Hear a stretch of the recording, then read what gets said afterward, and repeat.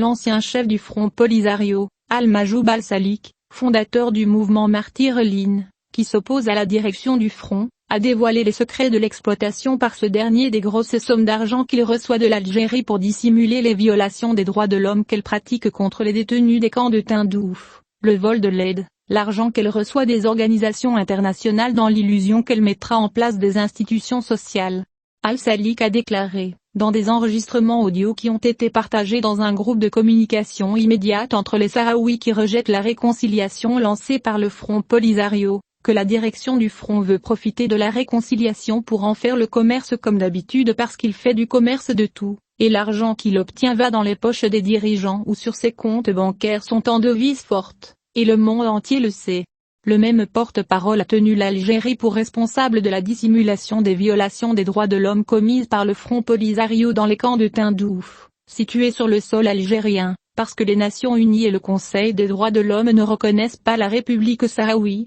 mais plutôt le sol algérien, et que ces crimes ont eu lieu sur le sol de l'État algérien qui ont eu lieu sur les conventions internationales relatives aux droits de l'homme, et il en porte la responsabilité. Le même porte-parole a estimé la somme d'argent que l'Algérie a injectée dans le Fonds Polisario à 540 milliards de dinars algériens, afin d'indemniser les victimes de violations des droits de l'homme dans les camps de Tindouf, comme un moyen d'acheter leur silence, et il a ajoutant, mais les grosses sommes d'argent que l'Algérie paie sont volées par la direction